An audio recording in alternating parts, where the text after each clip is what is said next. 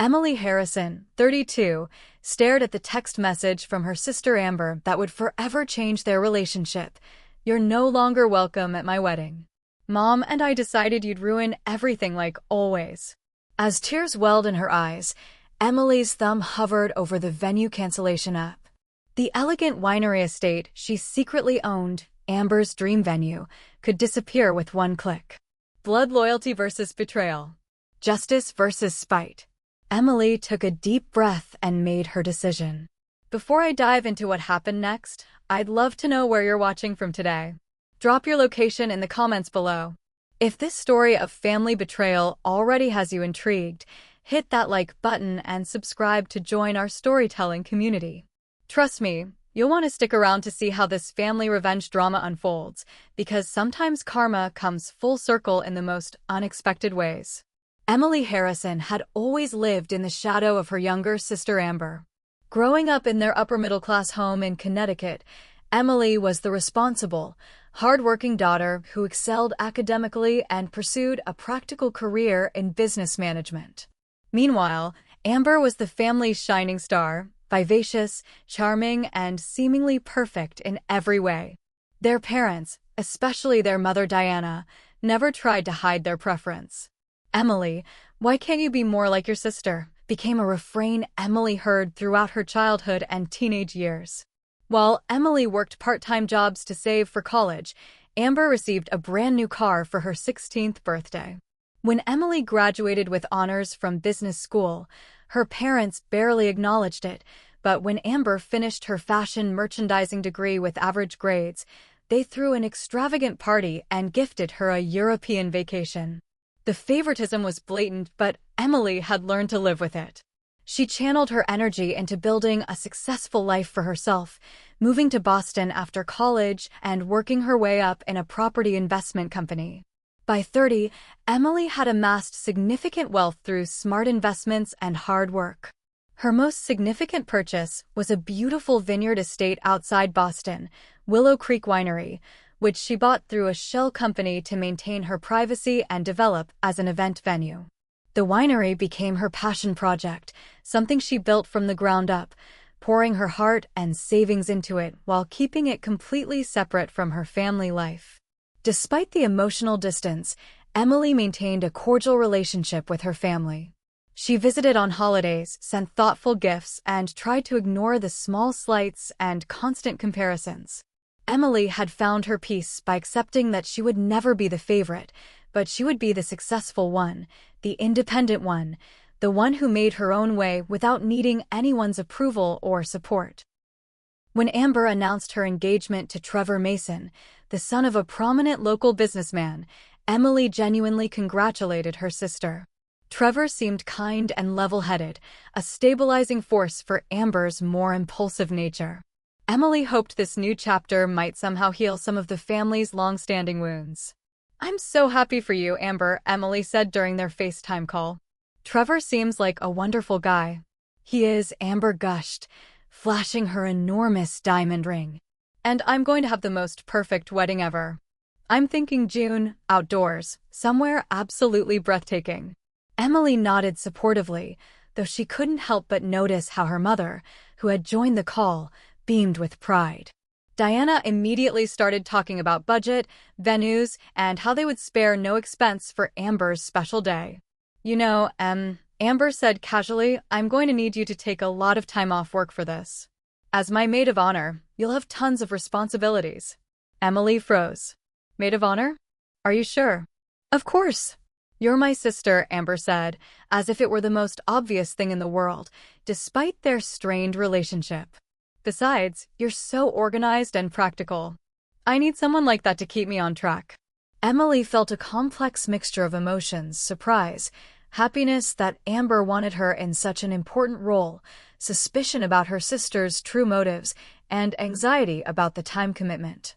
But mostly, she felt a glimmer of hope that perhaps this wedding could be a new beginning for their relationship. "I'd be honored," Emily said sincerely. What Emily didn't expect was how quickly that hope would be crushed. The following months became a whirlwind of bridezilla moments, unreasonable demands, and constant criticism. Amber expected Emily to drop everything for dress fittings, venue visits, menu tastings, and endless planning meetings. When Emily couldn't immediately respond to texts because of work commitments, Amber accused her of not caring enough. "You're always putting your precious career first," Amber complained during a particularly heated phone call. "This is the biggest day of my life, Emily. The least you could do is act interested." Diana always took Amber's side, calling Emily separately to lecture her about family priorities and how she needed to step up for her sister. The irony wasn't lost on Emily. After years of being treated as less important than Amber, she was now expected to make Amber's wedding her top priority. The situation reached a breaking point during a venue hunting trip. After visiting 5 different locations, none of which met Amber's exacting standards, Emily suggested they look at Willow Creek Winery. "There's this beautiful place about an hour outside the city," Emily said carefully, not revealing her connection to it. "It has gorgeous views, a historic stone building, and vineyards that would make for stunning photos." Amber was immediately intrigued, and when they visited Willow Creek the following weekend, she fell in love with it. The estate manager, whom Emily had briefed beforehand to treat her as just another client, showed them around the immaculately maintained grounds, the elegant reception hall with floor-to-ceiling windows overlooking the vineyards, and the charming stone cottage where the bridal party could prepare. "This is it," Amber declared, her eyes gleaming with excitement.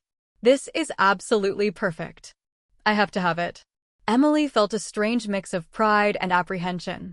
She was pleased that Amber loved the place she had worked so hard to build, but worried about keeping her ownership a secret. Still, she decided it would be best not to reveal the truth. Amber would either think she was showing off or, worse, would expect a massive discount or even free use of the venue. So Emily remained quiet as Amber and Diana enthusiastically booked Willow Creek for the June wedding, putting down a substantial deposit that Emily knew would eventually find its way back to her own bank account. The deposit was refundable up to 1 month before the wedding date, a policy Emily had implemented herself, but now wondered if she might regret. As they drove home from the venue, Amber chatted excitedly about her plans, barely acknowledging Emily's input. Diana sat in the back seat, making lists and occasionally interrupting to ask Amber questions, completely excluding Emily from the conversation.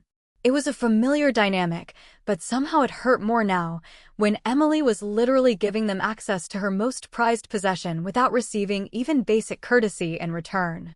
Emily gripped the steering wheel tighter, wondering if she had made a terrible mistake.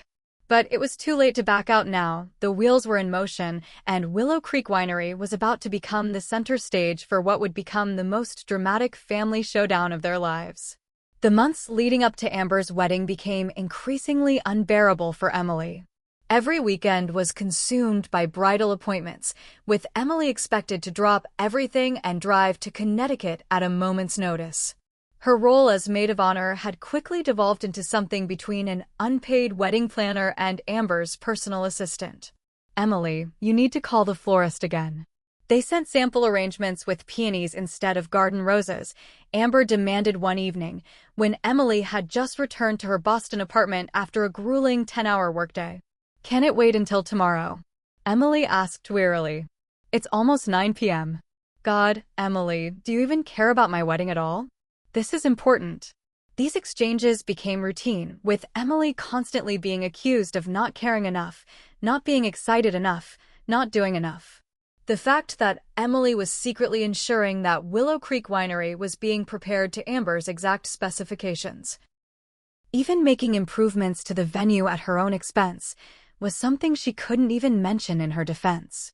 Trevor, Amber's fiancé, seemed to notice the unfair treatment.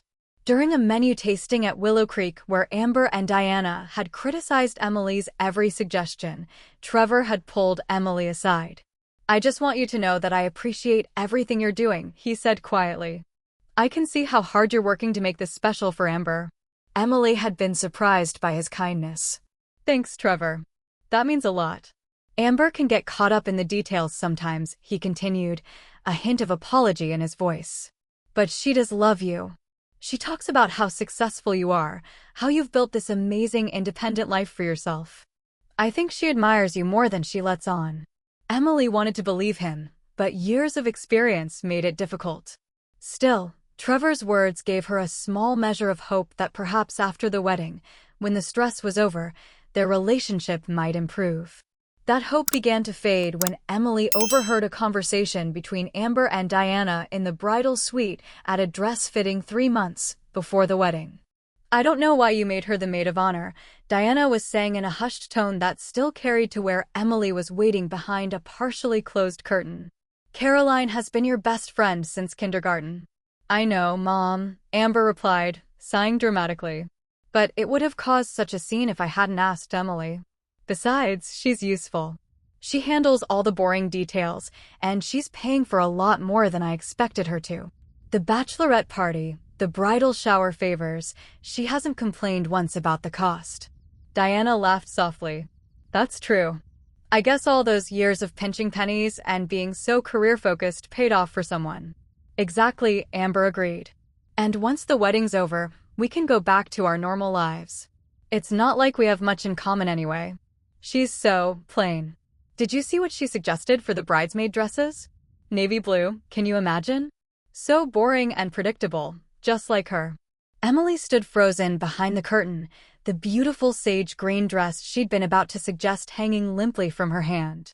The casual cruelty in Amber's voice cut deep, but what hurt even more was the confirmation of what Emily had always suspected. Her inclusion in the wedding wasn't about sisterly love, but convenience and appearances. From that day forward, Emily began to emotionally distance herself from the wedding planning. She still fulfilled her duties as maid of honor, but she stopped investing her heart in the process. She watched with detached interest as Amber became increasingly obsessed with creating the perfect wedding, berating vendors, demanding changes at the last minute, and driving up costs with her extravagant requests. The financial burden on their parents was clearly mounting. Emily overheard Diana telling Amber they might need to take out a second mortgage to cover all the expenses. Emily considered offering to help. She could easily cover a significant portion of the costs without revealing her ownership of Willow Creek, but pride and hurt held her back. Why should she volunteer more money when they already took her for granted? 6 weeks before the wedding, Emily hosted Amber's bachelorette party in Miami, a lavish 3-day affair with Amber and 6 of her friends. Emily had spared no expense, booking oceanfront suites, arranging VIP access to exclusive clubs, and organizing a private yacht cruise. She'd even hired a professional photographer to document the weekend, knowing how much Amber loved having perfect photos for social media. Yet throughout the weekend, Amber barely acknowledged Emily's efforts. She rolled her eyes when Emily suggested activities, complained that the champagne wasn't the specific brand she preferred, and largely excluded Emily from conversations. Huddling with her friends to whisper and laugh while Emily settled bills and confirmed reservations. On the final night, after Amber had consumed several glasses of expensive champagne, she cornered Emily on the balcony of their suite. "You know, she slurred slightly, leaning against the railing, "I should thank you for all this." Emily felt a flicker of appreciation. "You're welcome. I wanted to make it special for you." Amber laughed, the sound sharp and hollow in the warm night air. "No, I mean I should thank you, but I don't really need to, do I? This is the most exciting thing you've done in years. Your life is so beige. Work, invest, save, repeat. At least planning my wedding gave you something interesting to talk about for once." Emily stared at her sister, speechless at the casual disdain. "Oh, don't look so hurt," Amber continued, oblivious to or perhaps enjoying Emily's reaction. "We all have our roles. You're the responsible, boring sister. I'm the fun one, the pretty one, the one who actually knows how to live." She patted Emily's cheek condescendingly. "I'm just saying you should thank me for letting you be part of this. It's probably the highlight of your year." With that, Amber sauntered back inside to rejoin her friends, leaving Emily alone on the balcony, tears of anger and hurt stinging her eyes. In that moment, Emily made a decision. After the wedding, she would cut ties with Amber and significantly reduce contact with her parents. The emotional toll was simply too high. What Emily didn't realize was that her plans for a post-wedding family distancing would soon be rendered unnecessary by events that would shatter their family's facade once and for all. For weeks before the wedding, Emily received an unexpected visitor at her Boston apartment. It was a Sunday afternoon, and she was catching up on work emails when her doorbell rang. She opened the door to find Trevor, Amber's fiancé, looking distressed and uncomfortable. "Trevor? Is everything okay? Is Amber all right?" Emily asked, immediately concerned despite the tensions of recent months. "Amber's fine," Trevor said quickly. "Can I come in? I need to talk to you about something important." Emily led him to her living room, noticing how he paced nervously before finally sitting on the edge of her sofa. "I don't know how to say this," Trevor began, running his hands through his hair.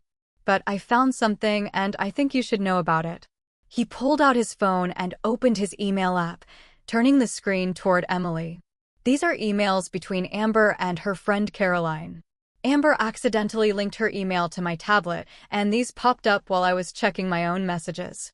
Emily hesitated, uncomfortable with the invasion of privacy, but Trevor insisted.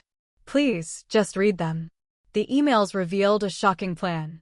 Amber had never intended to keep Emily as her maid of honor through the entire wedding process. The plan had always been to use Emily's organizational skills, financial contributions, and connections, then find a reason to kick her out of the wedding party shortly before the big day so that Caroline could take over as maid of honor for the actual ceremony and reception. "She just brings down the aesthetic," Amber had written. "Can you imagine those wedding photos? Caroline, you're going to look amazing in that dress. But Emily? She'd ruin every shot with her awkward posing and boring presence. Mom agrees it's better this way. We'll keep her around until most of the hard work is done, then create some drama to push her out. She'll probably be relieved anyway. She hates these social things." Emily felt the blood drain from her face as she read message after message, each more callous than the last. The systematic way Amber had planned to use and discard her was breathtaking in its cruelty. "I'm so sorry," Trevor said quietly when Emily finally looked up from the phone. "I had no idea she was planning this. I confronted her about it last night, told her it was wrong to treat you this way. We had a huge fight." "What did she say?" Emily asked, her voice surprisingly steady despite the turmoil inside her. Trevor looked down, clearly uncomfortable. "She said I was overreacting, that this is just how sisters are, and that you wouldn't care that much anyway because you've always been jealous of her. When I kept pressing, she got really angry and said if I cared so much about your feelings, maybe I should be marrying you instead." Emily let out a bitter laugh. "That sounds like Amber." "The thing is," Trevor continued, "I'm starting to have serious doubts about the wedding. This isn't just about how she's treating you, it's about what this reveals about her character. The Amber I fell in love with wouldn't do something like this, especially not to her own sister." Emily felt a pang of sympathy for Trevor. He truly seemed blindsided by Amber's behavior, which suggested he'd seen only the carefully cultivated public version of her sister. "What are you going to do?" "I honestly don't know," he admitted. "I love her, but this feels like a major red flag. I came here because I thought you deserved to know the truth, and I guess I needed someone to talk to who really knows Amber." They spoke for over an hour, with Trevor revealing more concerns about his relationship with Amber, her extravagant spending habits, her obsession with appearances, her different personality around her family versus her friends. Emily listened compassionately, offering insights where she could without trying to influence his decision. "Whatever you decide, Trevor, make sure it's what's right for you," Emily said as he prepared to leave. "And thank you for telling me the truth. Not many people would have done that." Trevor hugged her goodbye, promising to keep in touch regardless of what happened with the wedding. After he left, Emily sat in stunned silence, processing everything she'd learned. The calculated betrayal cut deep, but what hurt even more was the realization that her own mother was complicit in the plan. 3 days later, Emily received a call from Amber. "We need to talk," Amber said, her voice cold and businesslike. "Trevor told me he showed you our private emails." I can't believe he would violate my privacy like that, and I can't believe you would read them. Emily took a deep breath. Amber, do you really want to discuss violations right now? After what you were planning to do to me? Oh, please, Amber scoffed. Don't be so dramatic. It's my wedding, Emily.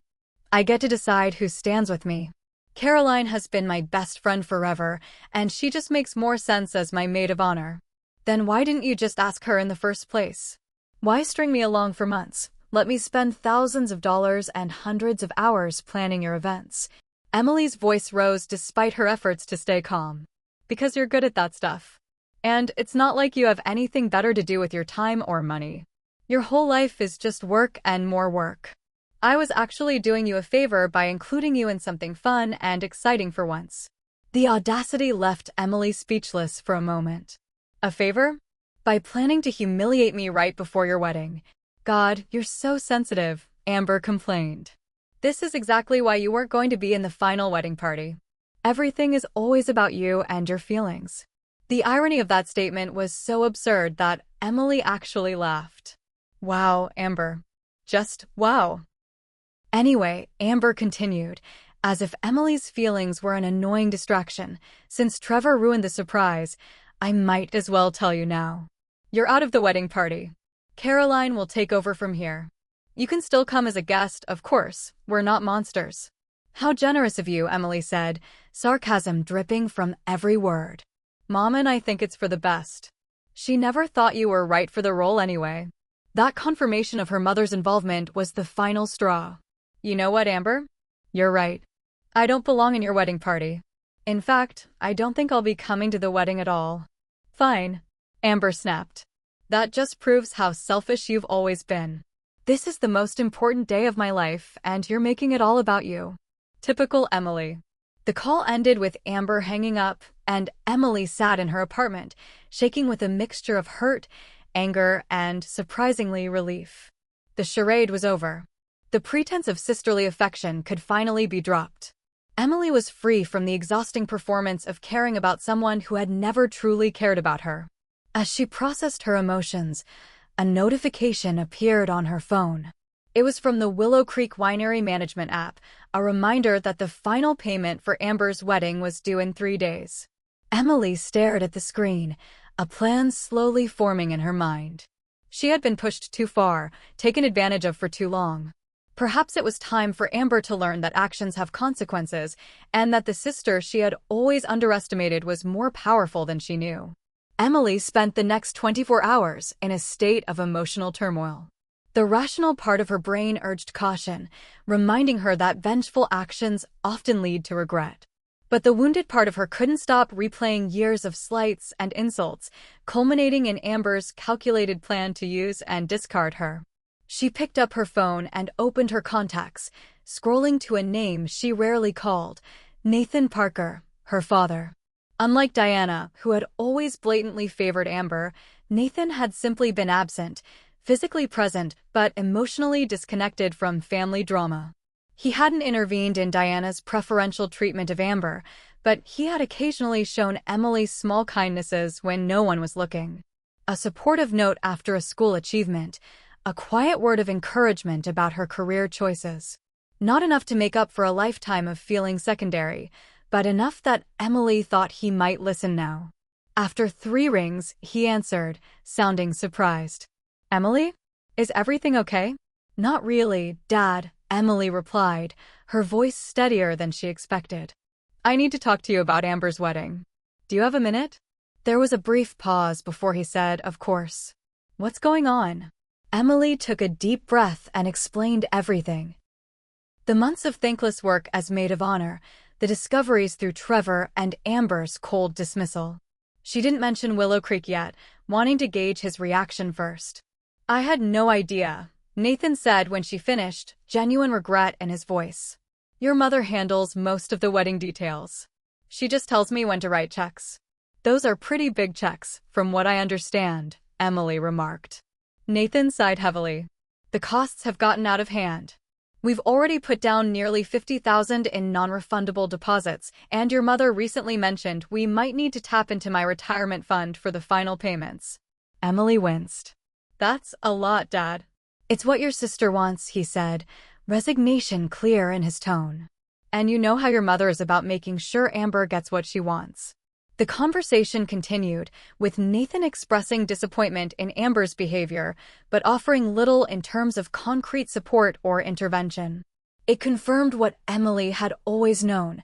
Her father was unwilling to challenge the family dynamic, even when he recognized its unfairness. "I'm sorry you're going through this, Emily," he said at last. "If there's anything I can do." "Actually, there is," Emily said, making a split-second decision. "You can come to Boston this weekend. There's something I need to show you." To her surprise, Nathan agreed, and that Saturday, Emily picked him up at South Station and drove him to Willow Creek Winery. As they pulled up to the impressive entrance, Nathan looked confused. "Isn't this Amber's wedding venue? What are we doing here?" Emily parked the car and turned to face her father. "There's something you don't know, Dad. Something no one in the family knows." She took a deep breath. "I own Willow Creek. I bought it 3 years ago through my investment company." Nathan's eyes widened in shock. "You? What? How's that possible? This place must be worth millions." "For $0.5 million, to be exact," Emily said, unable to keep a hint of pride from her voice. "I've been successful, Dad. Very successful. My investment strategies paid off, and I wanted to diversify into real estate. Willow Creek was my first major acquisition." Nathan stared at the beautiful property, then back at his daughter, seeing her perhaps for the first time as the accomplished woman she was rather than just the other daughter. "I had no idea," he said softly. "All these years we thought." "You thought I was just getting by," Emily finished for him. "That's on you and Mom, for never asking, never being interested in my life or my achievements." Nathan had the grace to look ashamed. "You're right. We've failed you as parents." Emily led him inside, where the estate manager greeted her with deference, clearly recognizing her as the owner. She showed her father through the elegant spaces, explaining the improvements she'd made and her vision for the property. "When Amber chose this place for her wedding, I didn't say anything because I wanted to be the bigger person," Emily explained as they walked through the vineyard. "I thought maybe, just maybe, this could be my anonymous gift to her, letting her have her dream wedding at a significant discount, though she doesn't even know it." "And now?" Nathan asked carefully. Emily stopped walking and faced her father directly. "Now I have a decision to make. Amber has kicked me out of her wedding party after using me for months. She and Mom planned it all along. The final payment for the venue is due this week. If it doesn't come through, according to the contract, the reservation will be canceled." Nathan's expression grew concerned. "Emily, what are you thinking of doing?" "I could cancel the venue, Dad. It would be within my legal rights. The contract states clearly that full payment must be received 30 days prior to the event, or the reservation is automatically void." Emily's voice was calm but firm. Amber would lose her dream venue 4 weeks before her wedding, with almost no chance of finding another comparable location on such short notice. Nathan paled. "That would destroy her wedding." "Yes, it would," Emily agreed. "Just like she destroyed any chance of us having a real sisterly relationship when she decided to use and discard me." They stood in silence for a long moment, the gravity of the situation hanging between them. Finally, Nathan spoke. "What do you want, Emily? Really want?" The question caught her off guard. No one in her family had asked what she wanted in a very long time. "I want acknowledgement," she said after a moment of reflection. "I want Amber and Mom to know who I am, what I've accomplished, and that I deserve basic respect. I'm tired of being the family afterthought, the reliable one who gets taken for granted. If I'm not welcome as family at the wedding, then maybe Willow Creek isn't available as a venue." Nathan nodded slowly. "I understand. And I think you're right to feel that way." He hesitated before continuing. "But I also think you need to consider whether this action aligns with who you want to be. Revenge might feel satisfying in the moment, but it rarely brings peace."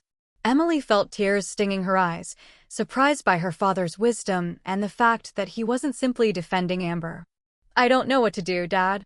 I'm so hurt and angry." Nathan put his arm around her shoulders, an awkward gesture from a man unaccustomed to showing affection, but meaningful nonetheless. "Sleep on it. You don't have to decide right now. As they walked back to the car, Emily reflected on the choice before her. Part of her wanted to show her family exactly who she had become, a successful businesswoman who couldn't be pushed around anymore. But another part wondered if such a dramatic act of revenge would only perpetuate the cycle of family dysfunction. That night, as she lay in bed unable to sleep, her phone pinged with an email notification. It was from Trevor. Emily, I've been thinking a lot about our conversation and everything that's happened. After much soul-searching, I've decided to postpone the wedding. Amber and I need time to work through some fundamental issues in our relationship before we commit to marriage. I told her this evening, and as you can imagine, it didn't go well. She immediately blamed you, claiming you'd poisoned me against her. I wanted you to hear it from me first, and to know this decision isn't because of what you told me, it's because of what Amber's actions revealed about her character and our compatibility. I care about her deeply, but I can't ignore the red flags anymore. I hope this doesn't make things even harder between you two, but I had to be honest with myself. Take care. Trevor. Emily stared at the screen, a complex mixture of emotions washing over her. She felt sympathy for Trevor, vindication that someone else recognized Amber's problematic behavior, and a strange sense of relief that she wouldn't have to make the decision about the venue after all. Or would she? Just because the wedding was postponed didn't mean it was canceled. And knowing Amber, she would be even more determined to have her perfect day once she convinced Trevor to recommit to their relationship. Before Emily could process further, another notification appeared, a text from her mother. I don't know what lies you've been telling Trevor, but you've ruined your sister's life. The wedding is on hold, and Amber is devastated. I hope you're happy with yourself. You were always jealous of her, and now you've finally found a way to hurt her. Don't bother coming home for Thanksgiving or Christmas. You're no longer welcome in this family.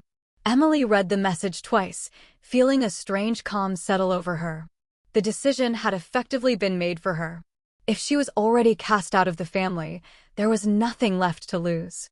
Hey everyone, I know we're at a real turning point in this story.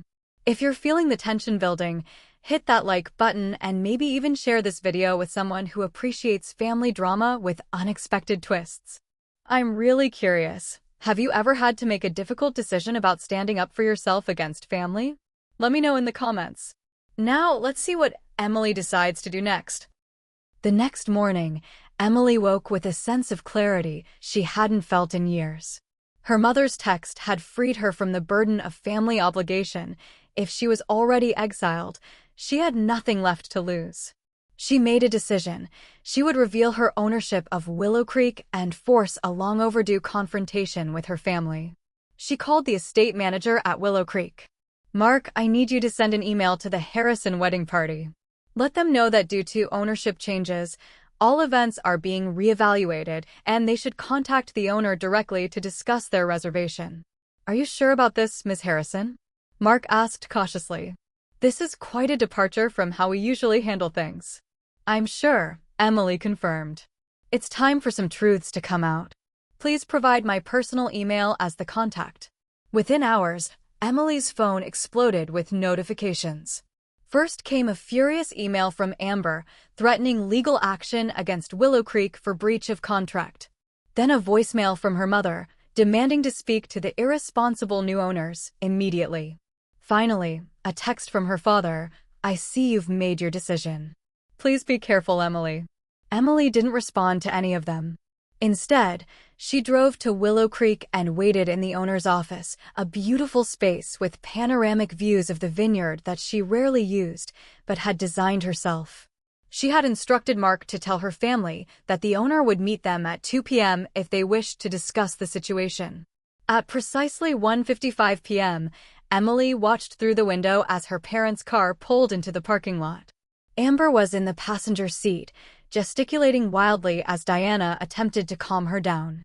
Nathan looked resigned as he parked the car. Emily straightened her posture, checked her appearance in the small mirror on the wall, and took a deep breath. This confrontation had been years in the making. At 2 p.m. sharp, Mark knocked on the office door. Ms. Harrison, your family is here to see you. Send them in, please, Emily replied, positioning herself behind the large oak desk. The door opened and Amber stormed in first, her face flushed with anger. "Where is the—" She stopped abruptly when she saw Emily. "What are you doing here?"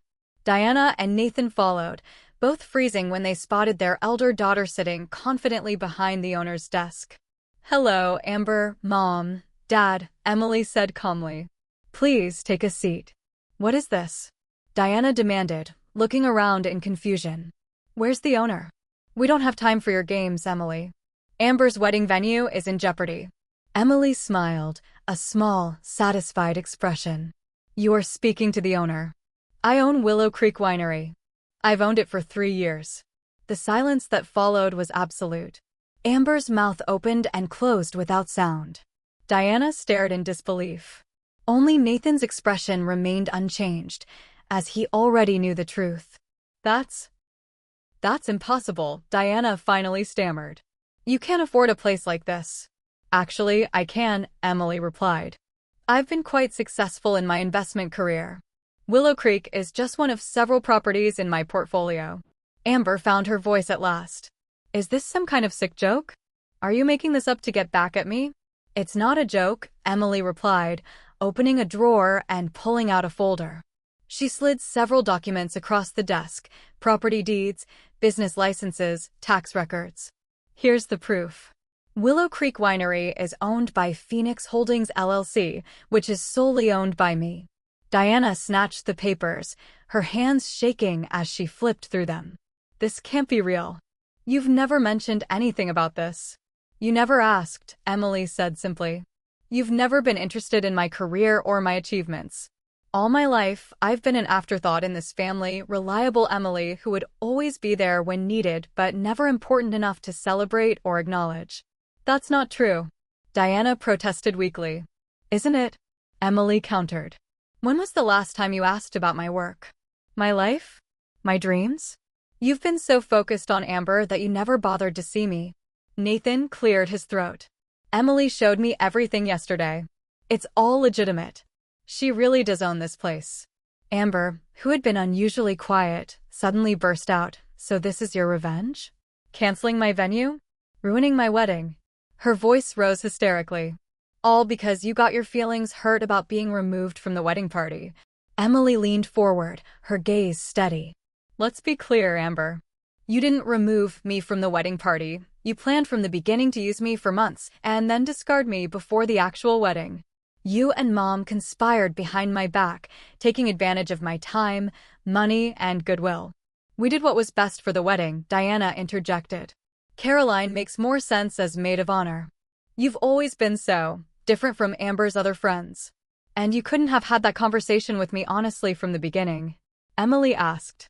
"Instead, you let me spend thousands of dollars and countless hours on Amber's events, all while planning to humiliate me." "Oh, please," Amber scoffed, rolling her eyes dramatically. "Stop acting like such a victim. This is exactly why we didn't want you in the wedding party. You always make everything about you and your feelings." Emily laughed incredulously. "Says the woman who's been the center of this family's universe since birth." She shook her head. "The irony is, if you had just been honest with me, I would have happily given you a significant discount on this venue as a wedding gift. Instead, you treated me like a disposable resource, as you always have." "So what now?" Nathan asked quietly, speaking up for the first time. "What do you want, Emily?" Emily took a deep breath. "What I want is acknowledgement. Recognition that I deserve basic respect as a family member. An apology for how I've been treated, not just regarding the wedding but for years." Diana looked like she'd swallowed something bitter. "And if we apologize, you'll allow the wedding to proceed here?" Emily studied her mother's face, seeing calculation rather than remorse. "An apology under duress isn't really an apology, Mom. It's a transaction." "Fine," Amber snapped, standing up abruptly. "Keep your stupid venue. Trevor's postponed the wedding anyway, thanks to you poisoning him against me. I'll find somewhere better when we set a new date." "I didn't poison anyone against you," Emily said evenly. "Trevor made his own decision based on your actions. That's on you, not me." Amber's face contorted with rage. "You've always been jealous of me. Always. And now you've found a way to hurt me." She jabbed a finger toward Emily. I hope you're happy in your big empty winery with no family and no one who loves you. Because after this, you're dead to us. Diana stood up as well, putting an arm around Amber. We're done here. Come on, Amber, let's go. As they turned to leave, Nathan remained seated, looking torn. Diana, Amber, can't you see what's happening here? We're tearing our family apart over a wedding venue. She's the one tearing us apart. Amber shouted, pointing at Emily. She's always been difficult, always been resentful of my success and happiness. And now she's using her money to punish me. Emily felt strangely calm as she watched the scene unfold. That's not what this is about, Amber, and deep down, you know it. This is about years of being treated as less than, of being used and taken for granted. The venue is just where it all finally came to a head. I don't care what it's about, Amber spat. You're not my sister anymore. With that, she stormed out of the office. Diana gave Emily one last cold look before following her younger daughter. Nathan remained seated, conflict evident on his face. You should go with them, Emily said softly to her father. They need you. What about what you need? Nathan asked, surprising her. Emily smiled sadly. I've learned to take care of my own needs a long time ago, Dad. It's okay. Nathan stood slowly, looking older than his years. I'm sorry, Emily. For everything. For not seeing you, for not standing up for you. He moved toward the door but paused with his hand on the knob. For what it's worth, I'm proud of what you've built here. And what you've become despite us, not because of us. As the door closed behind her father, Emily sat alone in her office, looking out at the beautiful vineyard she had created. There was pain, yes, but also an unexpected sense of peace. The confrontation she had feared for so long had finally happened, and she had survived it. More than survived. She had stood her ground and spoken her truth. Her phone buzzed with a text from Trevor. I heard what happened. Are you okay? I will be, she replied. How about you? Taking it day by day. Amber's furious, but I still think postponing was the right decision. Would you have time for coffee this week? As friends. I could use someone to talk to who understands. Emily considered the request. There was no romantic interest there, just two people who had been hurt by the same person seeking understanding. Sure, she texted back. Friends sounds good. As she drove home that evening, Emily reflected on the day's events. She had lost her family, at least for now. But perhaps she had finally gained something more valuable, her self-respect and the freedom to build a life without the burden of their expectations and dismissal. In the weeks following the confrontation at Willow Creek, Emily threw herself into work, focusing on expanding her investment portfolio and making improvements to the winery. She ignored the stream of angry texts from Amber and the occasional guilt-inducing message from her mother. Nathan reached out a few times with awkward but well-meaning check-ins, which Emily appreciated even if she didn't quite know how to respond. The coffee with Trevor had evolved into a genuine friendship. There was no romantic interest on either side. Trevor was still processing his relationship with Amber, and Emily had no desire to complicate matters further, but they found comfort in each other's understanding. Trevor was one of the few people who truly grasped the complexity of the Harrison family dynamic. Amber's been telling everyone that you sabotaged the wedding out of jealousy, Trevor mentioned during one of their weekly coffee meetings. Her version of events is creative, to say the least. Emily sighed, stirring her latte. I'm not surprised. How are you handling all of that? It's been eye-opening, Trevor admitted. I'm seeing sides of her I never noticed before. Or maybe I just didn't want to see them. He paused, looking thoughtful. The postponement was supposed to give us time to work on our relationship, but she's more focused on planning an even more extravagant wedding than on addressing our actual issues. Emily nodded sympathetically, but kept her opinions about her sister to herself. Trevor needed to make his own decisions without her influence. 3 months after the confrontation, Emily received an unexpected visitor at Willow Creek. She was inspecting a new section of vines with her vineyard manager when Mark, the estate manager, approached looking slightly uncomfortable. Miss Harrison, there's someone here to see you. She's quite insistent. Emily's stomach tightened, expecting Amber or her mother. Who is it? A Miss Caroline Winters. She says she knows you through your sister. Emily's eyebrows rose in surprise. Caroline was Amber's best friend since childhood and the woman who was supposed to replace Emily as maid of honor. They had met a few times during wedding planning, but had never had a real conversation. "I'll see her in my office in 10 minutes, Emily decided, curious despite herself. When Emily entered her office, Caroline was standing by the window, admiring the view of the rolling hills covered with neat rows of grapevines. She turned at the sound of the door, looking nervous but determined. "Thank you for seeing me," Caroline said, extending her hand. "I know this is unexpected." Emily shook her hand, studying the woman who had been such a significant figure in the background of her family drama. Caroline was stylish and pretty in the same polished way as Amber, but there was something more grounded about her presence. "What can I do for you, Caroline?" Emily asked, gesturing for her to take a seat. Caroline sat down, clasping her hands in her lap. "First, I want to apologize for my role in what happened with Amber's wedding. I knew about her plan to replace you as maid of honor, and I didn't speak up about how wrong it was. I should have." The direct apology caught Emily off guard. "Thank you for saying that. I appreciate it." "The thing is," Caroline continued, "I've known Amber my whole life, and I've always just gone along with her plans because it was easier than confronting her. But after everything that happened with the wedding and with Trevor, I've been doing a lot of thinking." Emily nodded, encouraging her to continue. "Amber's been spiraling since the wedding was postponed.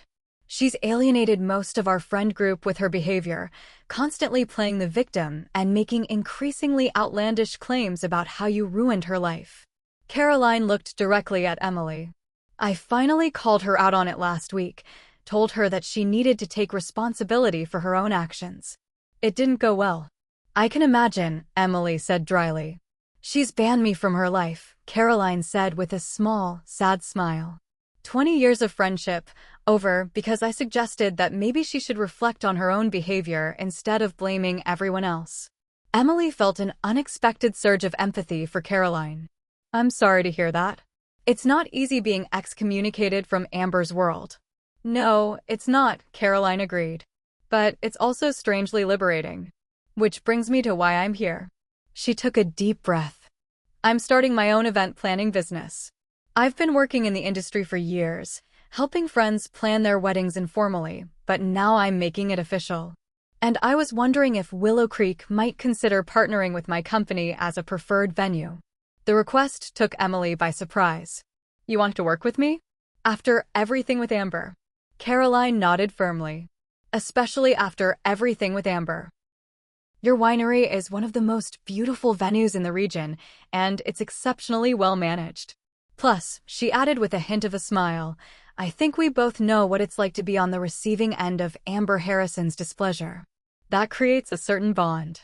Emily couldn't help but laugh. "It certainly does." She considered the proposal. "I'd need to see your business plan, portfolio, that sort of thing."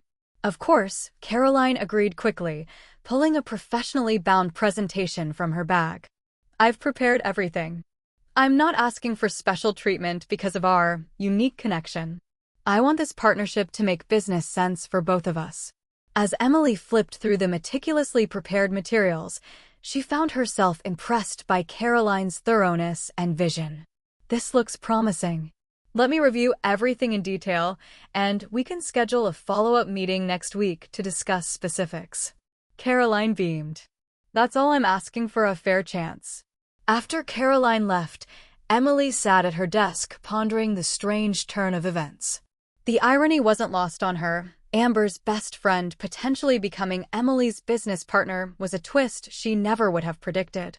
Yet there was something fitting about it, as if the universe were realigning things in a way that made more sense than before. That evening, Emily received another unexpected communication, an email from Trevor. "Emily, I wanted you to hear this from me first. After months of counseling and difficult conversations, Amber and I have officially ended our relationship. The issues between us were too fundamental to overcome, and we both recognized that marriage would be a mistake. Amber is, predictably, not taking it well. She's blaming everyone but herself, with you at the top of the list. I just wanted to warn you that there might be more drama coming your way." On a more positive note, I've accepted a job offer in Seattle. A fresh start seems like the right move. I want to thank you for your friendship these past few months. It's meant more than you know to have someone who truly understands the situation. Take care of yourself. Trevor. Emily felt a complex mixture of emotions as she read the email. She wasn't surprised about the breakup. It had seemed inevitable given what she knew of their relationship, but she was sad for both Trevor and Amber in different ways. Despite everything, Amber was still her sister, and Emily couldn't help feeling a twinge of sorrow for her apparent inability to self-reflect and grow. As predicted, the fallout from Trevor and Amber's breakup created new waves of family drama. Amber's version of events, as relayed through angry texts from Diana, painted Emily as a homewrecker who had deliberately sabotaged her sister's relationship out of jealousy and spite.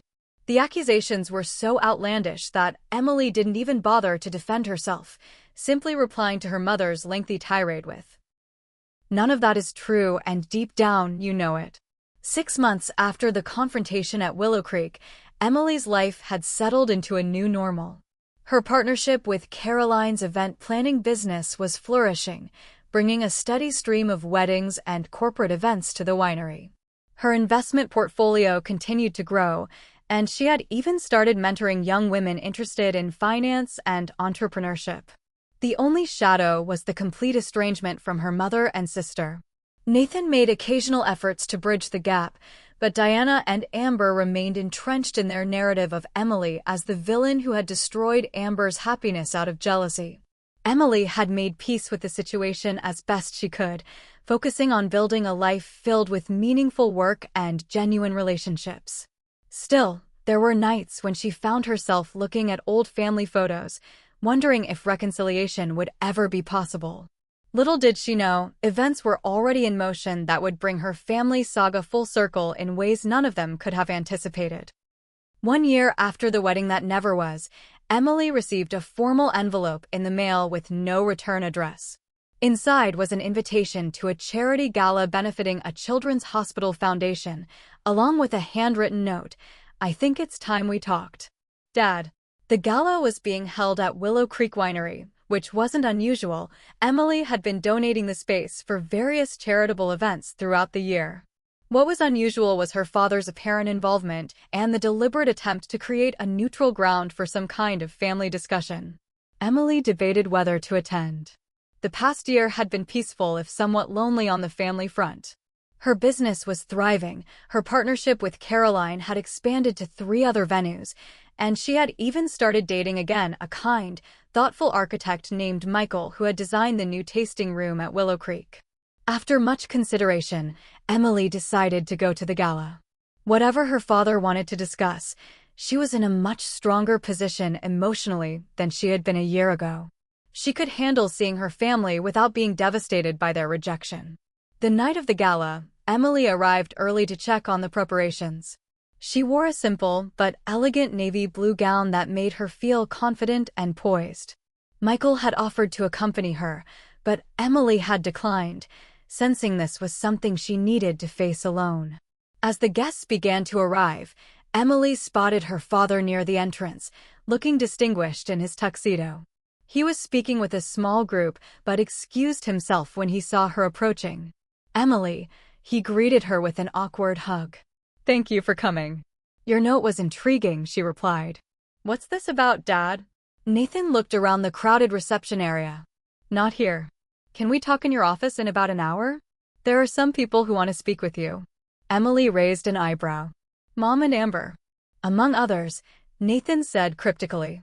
"Please, just hear them out." Curious despite her reservations, Emily agreed.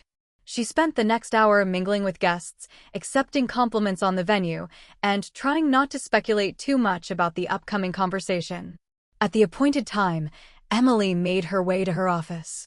When she opened the door, she was surprised to find not only her father, but also her mother, Amber, and, unexpectedly, Caroline. "What's going on?" Emily asked, immediately on guard. "Please sit down," Nathan said gently. "We have some things to discuss." Emily took a seat behind her desk, feeling more comfortable in the position of authority. "I'm listening." Diana spoke first, looking uncomfortable but determined. "Emily, I owe you an apology. A real one, not a transaction." She took a deep breath. "I've been an unfair mother to you. I favored Amber, made you feel less important, and I'm deeply sorry for that." Emily stared at her mother, searching her face for signs of insincerity, but finding none. "What brought this on?"